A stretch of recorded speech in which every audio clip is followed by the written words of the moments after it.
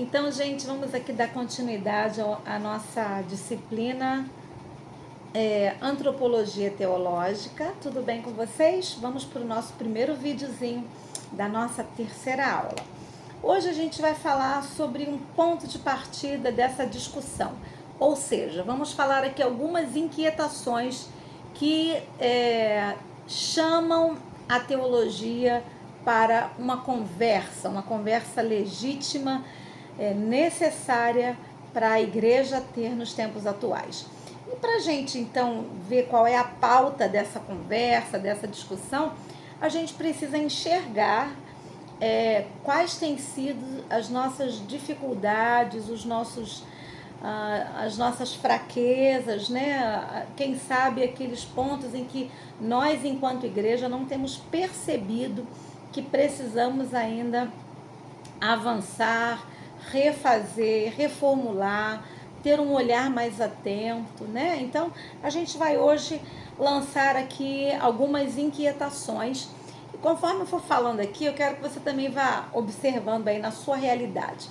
Sua realidade se assemelha ao que a gente vai conversar hoje? Você vai pensando durante essa aula. Eu espero que essa aula seja proveitosa para você, tá bom? Eu sou a pastora Gláucia e vamos lá para mais uma aula. Bom, hoje então eu quero falar sobre o ponto de partida que a gente vai ter. Eu estou aqui no livro Elementos de Antropologia Teológica, Salvação Cristã, salvos de quê e para quê? Então o próprio livro já nos provoca, né, que salvação é essa e para que a gente foi salvo? Para que a gente é salvo? Salvo de quê? Então, a gente já começa a pensar dentro dessa perspectiva teológica cristã, tá bom? Então, vamos hoje levantar algumas bolas para a gente pensar. Primeiro, nós vivemos num tempo de perplexidade, tá? E agora a gente vai olhar um pouco também para dentro da realidade das nossas igrejas, do nosso caminhar cristão. Como que a gente tem vivido nesses últimos tempos para cá, dentro dessa realidade maior, né, que é esse mundo pós-moderno, com as suas crises, com as suas verdades, entre aspas, com seus conceitos, com as suas negações. Então, a gente está vendo dentro de uma perspectiva concreta de onde nós estamos nessa linha da história, tá bom? Então, primeiro, o livro aqui vai discutir, vai arguir sobre essa confusão e que nos traz perplexidade, a confusão atual. Mas que confusão é essa? Bom, muitas vezes nós, enquanto igreja, somos incapazes de ajudar os filhos na fé a terem uma vivência adulta de fé. Então, vemos ainda, em muitos momentos, adultos ou jovens ou adolescentes com uma expressão de fé muito imatura, muito frágil, né? Podendo ser quebrada e destruída com muita facilidade, tendo em vista a força com que nós temos vivido as ideologias do nosso tempo, as negações do nosso tempo, os dilemas do nosso tempo, tá? Então, muitas vezes, você concorda com isso? Que muitas vezes nós temos crentes imaturos na sua fé genuína em Cristo Jesus e na palavra de Deus? Vai pensando aí se isso realmente é real. E muitas vezes, então, nós perdemos esse ponto de apoio. Aquela fé que era inquestionável de antigamente, né? Que o que se dizia estava consolidado. Nós vivemos num tempo de questionamentos dessa fé. Então, aquele tempo de tranquilidade ficou para trás. O que a gente tem agora são contradições, a gente tem um pluralismo religioso, e aí eu falo até mesmo dentro desse segmento evangélico, nós temos um pluralismo grande também de várias expressões de evangelho, uns que são realmente que contribuem para o crescimento, o desenvolvimento a visibilidade, né, a implantação do reino de Deus, mas outros também que vivem desvios da verdadeira fé cristã.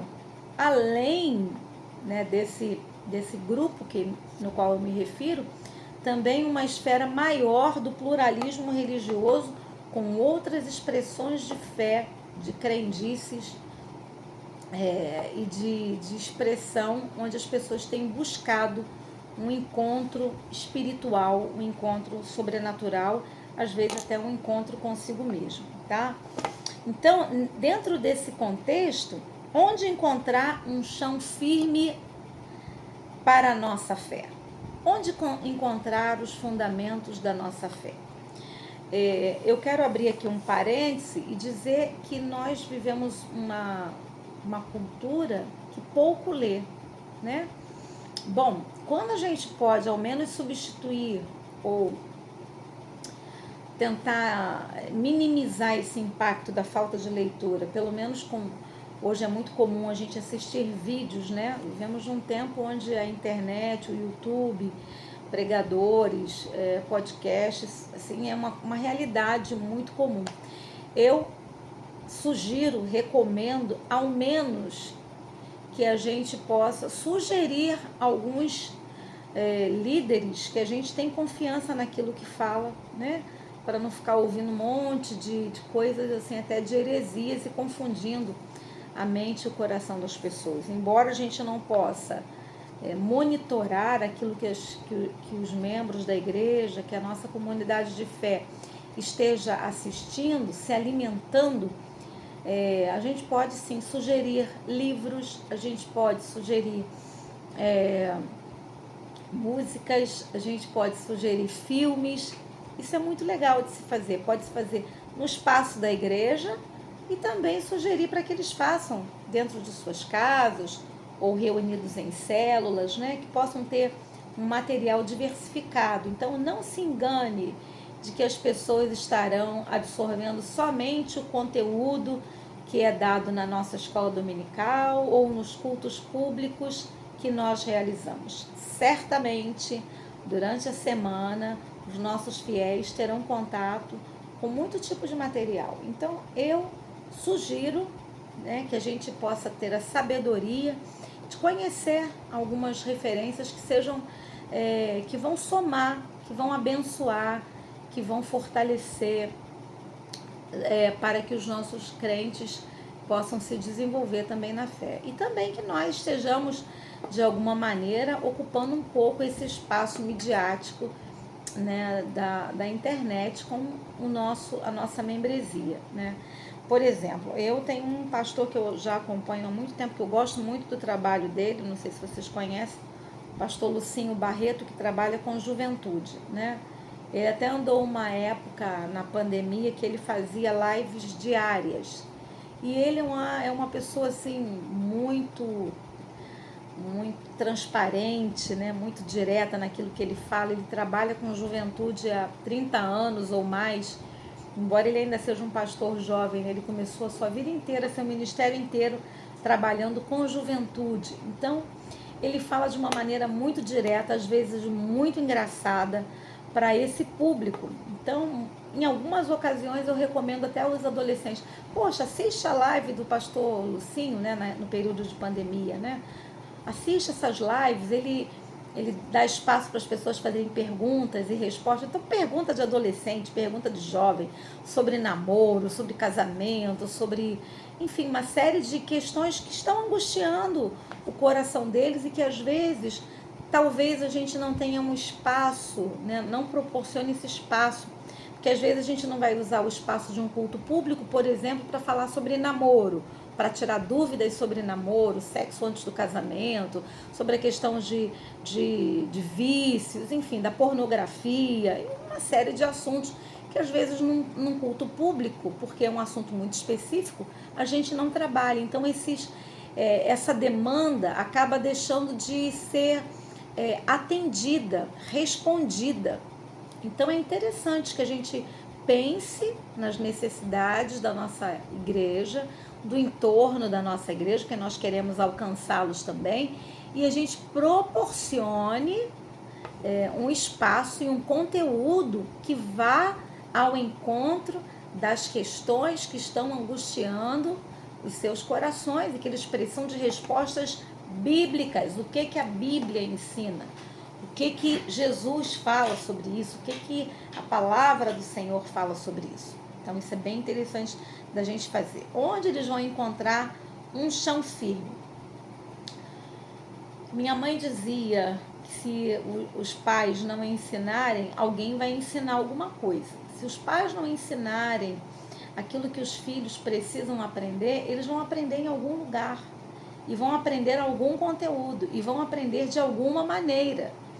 Então, nós não podemos, como igreja, nos furtar de dar esse chão firme, sólido, para que os nossos membros, né, o nosso rebanho, possa andar com firmeza.